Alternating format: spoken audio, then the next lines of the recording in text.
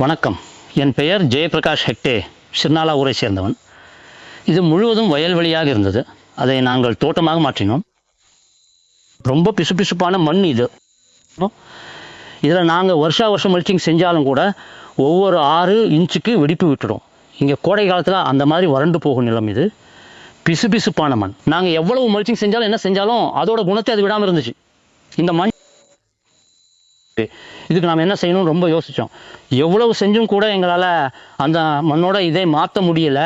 எவ்வளவு நாங்கள் மல்ச்சிங் செஞ்சாலும் ஒவ்வொரு வருஷமும் இயற்கை உரமும் கொடுத்தோம். அந்த மண் நல்லா புலவலன்னு ஆகணும்னு என்ன பண்ணாலும் அதோட குணத்தை அது மாற்றிக்கல. அதுக்கப்புறம் வருஷம் கம்போஸ்ட் உரத்தை கொண்டு வந்து போட்டோம். ஒவ்வொரு வருஷமும் மல்ச்சிங் செய்வோம். மல்ச்சிங் மட்டும் விடுவதே இல்லை. கால்வாய் வெட்டினோம், ரொம்ப ஆழமாக ஓப்பனாக மனுஷங்க வெட்டின கால்வாய். அதில் என்ன பிரச்சனைனா, மழைக்காலத்தில் நம்ம மண் பிசுபிசுப்பான மண் சொன்னேன்ல, மழைக்காலத்தில் தண்ணி அப்படியே தேங்கிடும், மண் வெடிப்பிடும். அப்புறம் கடைசியாக நாங்கள் இந்த டாக்டர் சாயில் யூஸ் பண்ண ஆரம்பித்தோம். அதுக்கப்புறம் இந்த வெடிக்கிறது எல்லாம் ரொம்ப கம்மியாயிடுச்சு. எங்களுக்கு இன்னொரு முக்கியமான விஷயம் என்னென்னா, தண்ணி பரவாமல் விட்டால் நேராக கீழே உள்ளே போயிடும். அது எங்களுக்கு நல்லதாக போச்சு, மண்ணில் ஏறப்பதத்து வச்சுக்கிச்சு. ஆனால் என்ன, தண்ணி வந்து 1 மணி நேரம் 1/2 மணி நேரம் கொடுத்தா பத்தாது. அது ஆவியாகி நாம் கொடுத்தது வீணாக போயிடும். தண்ணி கொடுக்கும்போது குறைஞ்சபட்சம் ஒரு 3லிருந்து 5 மணி நேரம் கொடுக்கணும். அது நல்ல விளைவை தந்தது. டாக்டர் சாயிலாக நான் இப்போ வருஷத்துக்கு 2 முறை கொடுக்குறேன். நான் அதை பயன்படுத்த தொடங்கி 2 வருஷம் ஆச்சு. அதை செஞ்சதுக்கு பிறகு என்னோட மகசூல் ஆவரேஜாக இருக்குது. அந்த மாதிரி வேரியேஷன் ரொம்ப கம்மியாயிடுச்சு. இல்லைன்னா ரொம்ப வித்தியாசம் வரும். ஒரு ஏக்கருக்கு 22 குவிண்டால் வரைக்கும் எடுத்திருக்கேன். நான் சொல்கிறது காய்ஞ்ச பாக்கு பர் ஏக்கருக்கு 22 குவிண்டால் எடுத்திருக்கேன். அப்படின்னா ஒரு மரத்துக்கு என்கிட்ட மர கணக்குக்கு இருக்கு. அந்த கணக்குப்படி எனக்கு குறைஞ்சது 3 கிலோ காய்ஞ்ச பாக்கு கிடைக்கும். இல்லைனா 3.5 to 3.25 கிலோ வரைக்கும் சராசரியாக வந்திருக்கு. நான் சொல்கிறது ஆவரேஜ். ஒரு மரத்துக்கு மொத்தமாக ஆவரேஜ். அத்தனை மரங்களுக்கும் நான் வேறு எந்த உரமும் பயன்படுத்துறதில்லை. இப்போ டாக்டர் சாயில் போடுறதுனால பாக்கு வெடிக்கிறதும் கம்மியாயிடுச்சு. மகசூலும் ஆவரேஜாக வர ஆரம்பித்தது. மரங்களும் எல்லாம் ஆரோக்கியமாக இருக்குது. எந்த ஒரு இதுவும் தெரியல.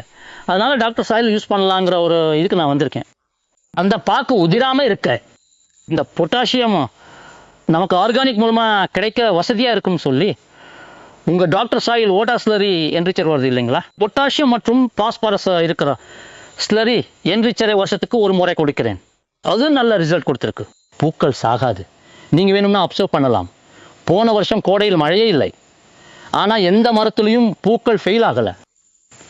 ஒரு பூ கூட ஃபெயில் ஆகலை. அதுக்காக தண்ணி நாள் முழுக்க வைக்கிறது இல்லை. 12லிருந்து 15 நாளுக்குள்ள ஒரு தண்ணி கொடுப்பேன். கொடுத்த அன்னைக்கு நல்லா கொடுத்துடுவேன். அப்புறம் மறுபடியும் ட்ரை ஆகணும். அந்த மாதிரி வச்சுருக்கேன். மண்ணுலையும் அப்படித்தான். நான் சொன்னேன்ல, அது முன்னாடி வெடிச்சிட்டோம். இப்போ வெடித்து விடுவதில்லை. இந்த களிமண் எங்ககிட்ட நாங்கள் முன்னாடியும் மூடாக்கு போட்டோம், இப்போவும் போடுறோம். அப்போ மூடாக்கு போட்டாலும் அதோட குணத்தை விடாமல் இருந்துச்சு. பிசுபிசுப்பான மண் குணத்தை விடாமல் இருந்துச்சு.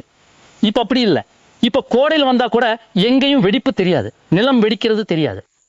காரணம்னா மண்புழுக்கள் மண்ணை ஃப்ரீ பண்ணிடுச்சு. பாருங்கள், இப்போ உங்களுக்கு இங்கே தெரியும். பாருங்கள் அது எந்த மாதிரி இருக்குன்னு நீங்களே பாருங்கள். இங்கே பாருங்கள், நல்லா மண் எவ்வளோ ஃப்ரீயாக இருக்குது.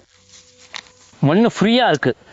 முன்னெல்லாம் இப்படி செஞ்சால் மழை காலத்தில் கையில் கட்டியாக பிடிச்சிக்கும் மண், அவ்வளோ களிமண். இப்போ மண் ஃப்ரீயாக இருக்குது.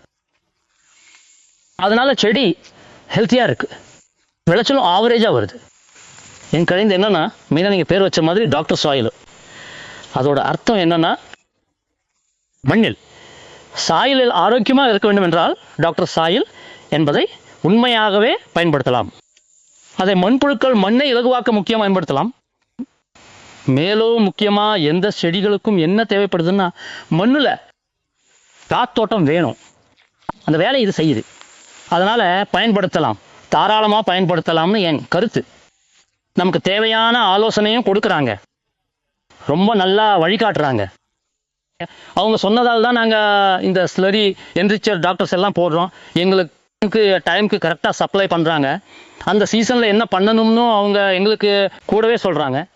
ரொம்ப நல்லா கைடன்ஸ் பண்ணுறாங்க. அதனால் அவங்களுக்கும் நான் நன்றி சொல்லணும் நிஜமாவே.